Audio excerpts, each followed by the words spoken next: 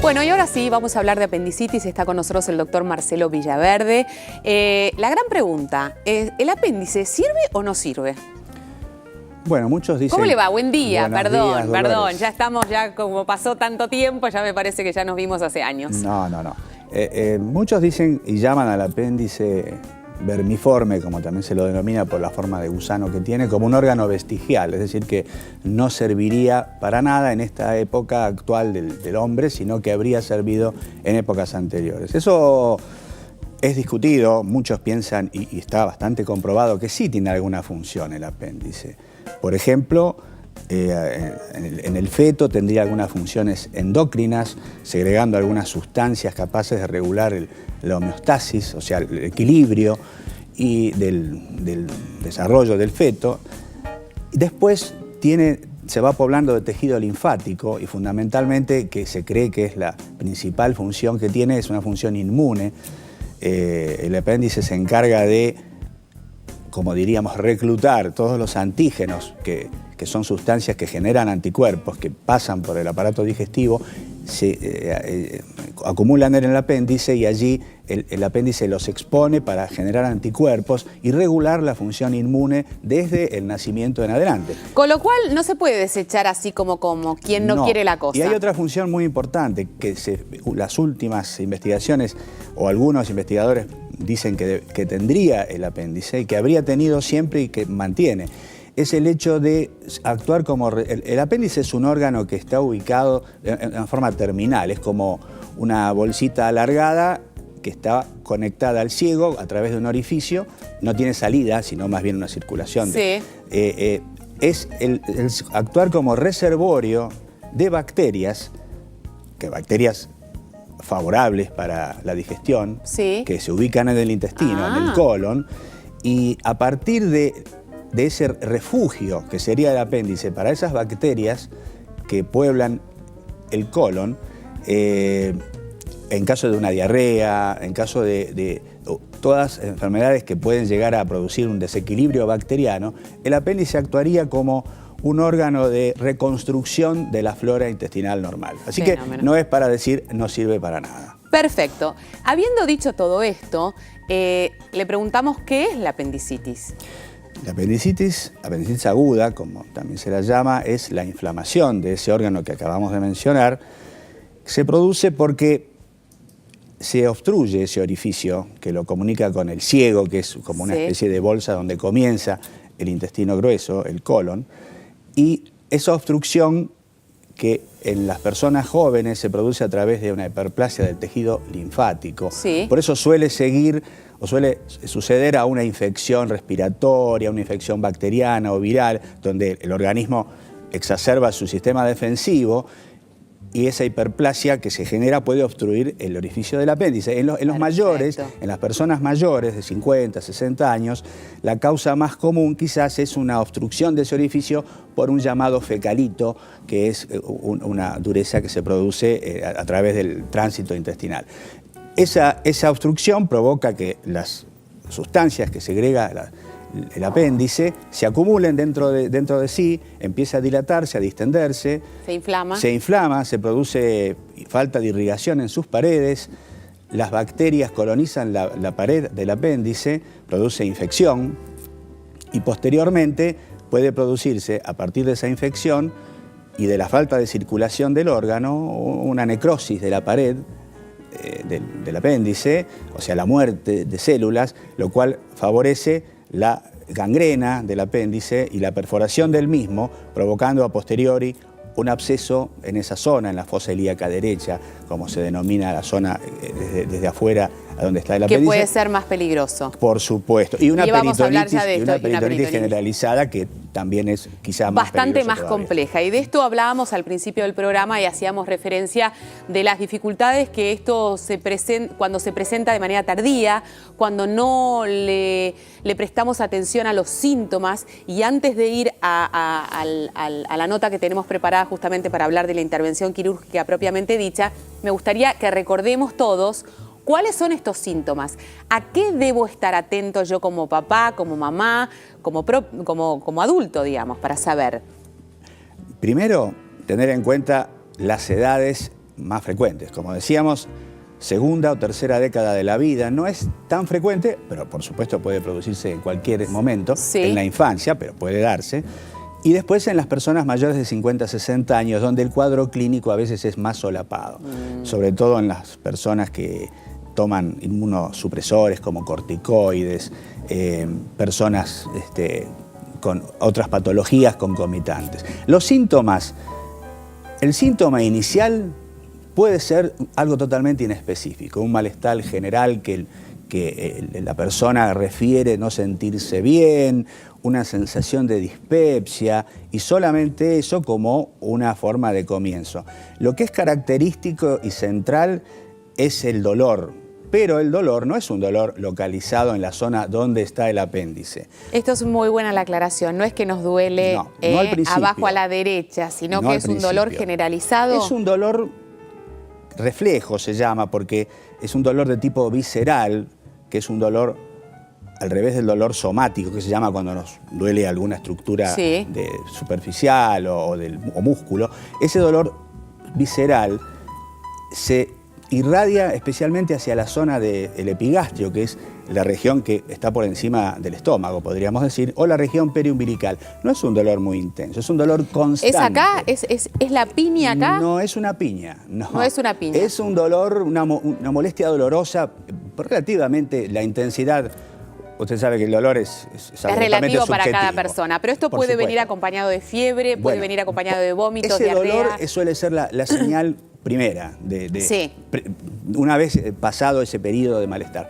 Ese dolor posteriormente puede llevar a náuseas, a vómitos, y posteriormente el dolor migra hacia eso que llamamos el cuadrante inferior derecho o la fosa ilíaca derecha, según como uno la denomine. Sí. Y hay algo, por ejemplo, característico de la apendicitis aguda, que es la anorexia, o sea, falta de apetito. Prácticamente, si un paciente no tiene anorexia, es muy poco probable, nunca en medicina decimos nunca ni siempre, pero es poco probable que tenga apendicitis aguda. La fiebre puede estar presente, por supuesto, en grados que no llega a superar los 38 habitualmente, salvo que se perfore y se produzca un absceso o una peritonitis, que es a partir del segundo o tercer día en general, y eso sí puede llevar a fiebre superior a 39 grados. Estamos hablando de una infección más grave. Más grave. Bueno, y a propósito de esto, vamos a conocer cómo es este proceso. Hablábamos de los síntomas, de cómo se llega al diagnóstico y finalmente a la intervención quirúrgica. La apendicitis es un cuadro inflamatorio del apéndice cecal. El apéndice cecal, para que más o menos tenga conocimiento la gente, está ubicado en la fosa ilíaca derecha, en la porción lateral derecha baja del abdomen, y cuando se inflama hablamos de apendicitis agudas. Hay distintos grados de inflamación que van desde unas formas leves que se llaman edematosas a unas formas mucho más graves o más severas, donde pueden ser purulentas, gangrenosas, y pueden estar perforadas inclusive. El diagnóstico se hace en forma clínica, uno en la revisación, el examen físico, el interrogatorio, los procedimientos de laboratorio, y después hay ahora estudios por imágenes que antes no existían, que ahora se pueden determinar casi fehacientemente, casi en un 100%, que el paciente tiene una apendicitis aguda. La apendicectomía es la operación más común abdominal en el occidente. El tratamiento es la extirpación del apéndice. ¿Cómo se extirpa ese apéndice? Por distintas maneras. Antes existían lo que es la cirugía convencional, donde uno hacía una determinada incisión o distintas incisiones de acuerdo a la gravedad del cuadro abdominal, y eso traía o podía llegar a traer complicaciones de las heridas en casos muy severos. Actualmente hay procedimientos que se llaman laparoscópicos o mini-invasivos. Es la operación de elección. Eso significa, el estándar de oro significa la operación de elección para esa determinada patología. Si realmente uno se encuentra que hay una infección, una peritonitis en varios cuadrantes, entonces uno, para solucionar eso, tendría que hacer una incisión muy grande, infraumbilical, y que eso seguramente va a tener complicaciones infecciosas en el postoperatorio. Por eso las bondades de la laparoscopía hace que esas complicaciones infecciosas por el postoperatorio sean mucho menores o prácticamente inexistentes de acuerdo a la experiencia del team quirúrgico de ese momento. Bueno, gracias a Dios hay una intervención quirúrgica que es poco invasiva, que se resuelve de manera sencilla y que ofrece una rápida recuperación al paciente. Así es. Habiendo dicho esto, me gustaría focalizar y centrar la información en estos últimos minutos que nos queda para hablar de la gravedad que implica no llegar al diagnóstico a tiempo. Digo, de algo muy sencillo podemos entrar en una situación mucho más grave. O sea que preferentemente siempre ir al médico frente a estos síntomas que habíamos mencionado antes y que nos manden de vuelta. No importa, digo, ¿no? Como médico, saber que es preferible que le revisen a uno. ¿Cómo es la revisación médica cuando uno se presenta en una guardia? La revisación médica, cuando uno consulta por un dolor abdominal, en donde esté localizado, el paciente lo dirá, y según la historia clínica que acabamos de decir, si hubo primero náuseas, especialmente el dolor ese previo. Sí. Lo que pasa es que eso se da nada más que en el 60% de los casos, si no sería más fácil la medicina, ¿no? Claro. Hay muchos pacientes que vienen con síntomas atípicos. Hay muchos diagnósticos diferenciales de la apendicitis aguda.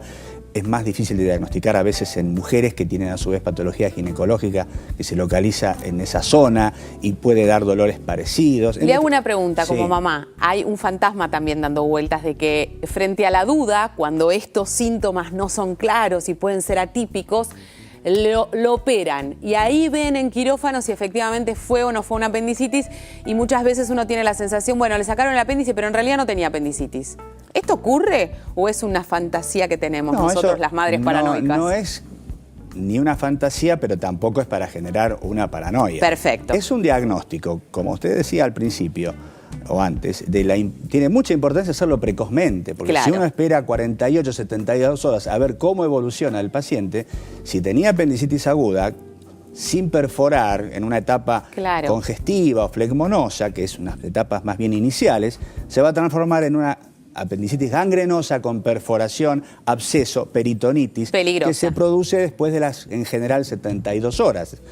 Por lo tanto, esperar no es lo conveniente. Tampoco es cuestión de operar a cada persona que viene con dolor de abdomen, ¿no? Por supuesto. Desde luego.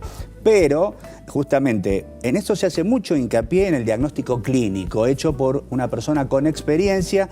La literatura refiere a un cirujano particularmente. O sea, un cirujano con mucha experiencia, casi en el 90% de los casos, acierta, por decir, en el diagnóstico previo, confirmándolo después con la cirugía. Ahora, se acepta que debido a estos riesgos de dejar sin operar una apendicitis por esperar y por no someter a alguien a una operación, que haya algún grado o algún porcentaje de lo que se llaman apendicectomías negativas. Fenómeno. Es decir, pacientes que se operan y no tenían apendicitis aguda. Y lo ideal es que eso sea lo menos posible. Pero el riesgo se existe, acepta entre claro. un 5, un 8, un 10% de Fenómeno. apendicectomías negativas, que es operar a alguien que, bueno, no tenía apendicitis, pero Frente quizás al riesgo, el riesgo de dejarlo evolucionar y enfrentarse a una perforación, una peritonitis que ya tienen una gravedad mucho mayor, con cierto grado de, inclusive en las personas añosas, sobre Sí. todo, hasta un grado de Era más mortalidad, porque a veces los síntomas no son tan claros o se piensa menos el diagnóstico, se piensa en otras cosas. Tenemos que hacer la pausa. Da para hablar. Gracias, doctor, por haber venido, por habernos hablado de este tema que puede sonar cotidiano, pero que es muy importante porque no atendido a tiempo, como decía, tiene consecuencias que pueden llevar finalmente hasta la muerte a aquellas personas que no son atendidas correctamente. Hacemos pausa, estamos de vuelta, no te vayas.